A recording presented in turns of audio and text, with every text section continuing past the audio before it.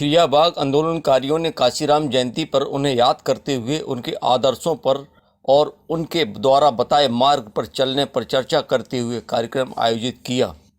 बताते चलें कि आजमगढ़ में अंतर्राष्ट्रीय हवाई पट्टी विस्तारीकरण योजना अंतर्गत उत्तर प्रदेश सरकार किसानों की ज़मीन का अधिग्रहण कर रही है और किसान मजदूर अपनी ज़मीन किसी भी कीमत पर देना नहीं चाहते हैं।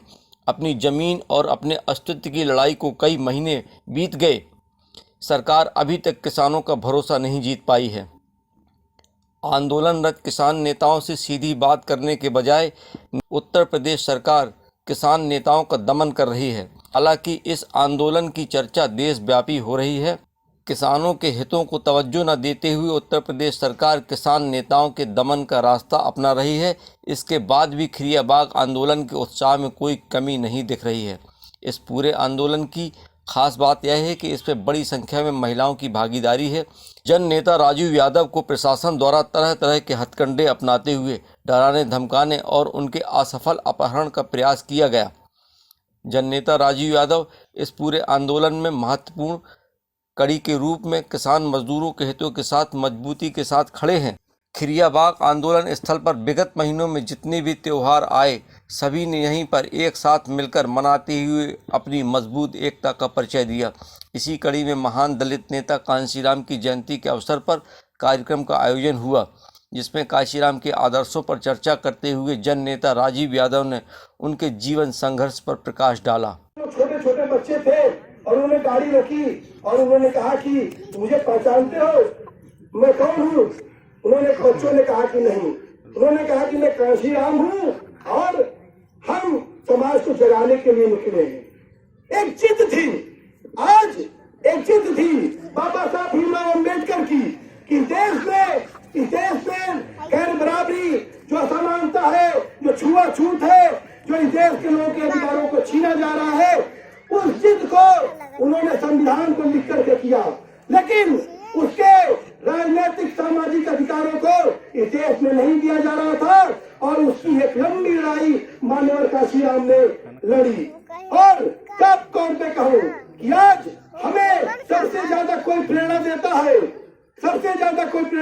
है इस दौर में कि हम जैसे हम लोग गाँव घूमते हैं ना, लोग कहते हैं कि ऐसे गांव में घूम रहे हैं, फला घूम रहे हैं, ढिका घूम रहे हैं।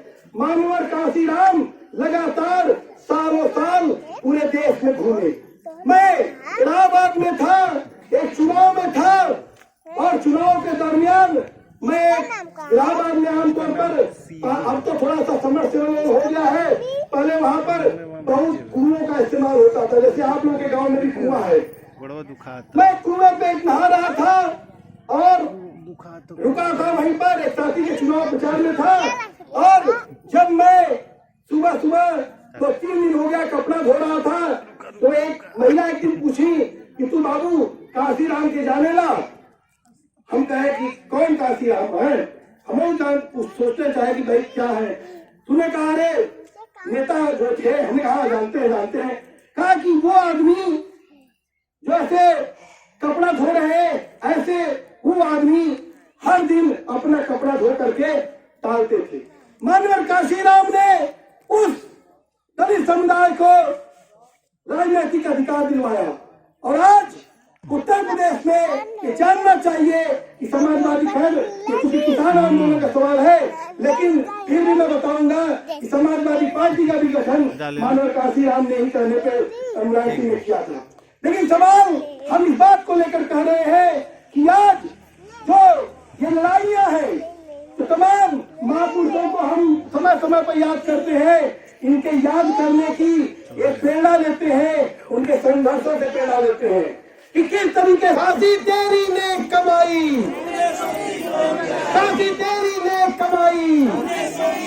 इनकलाब जिंदाबाद, इनकलाब जिंदाबाद, जय जय भीम,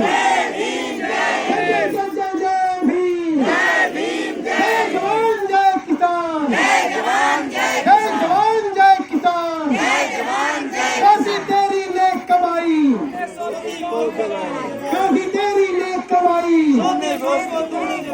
काफी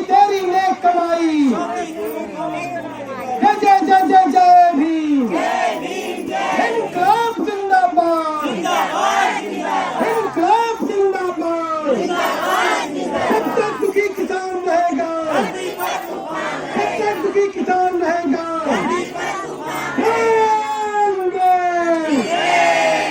रहेंगे। आप लोग आ जाइए, थोड़ा जल्दी से आ जाएंगे तो कार्यक्रम में खत्म हो जाएगा कुछ है। फिर आगे हम लोग जो बातचीत का कार्यक्रम है उसके बाद शुरू कर लेंगे।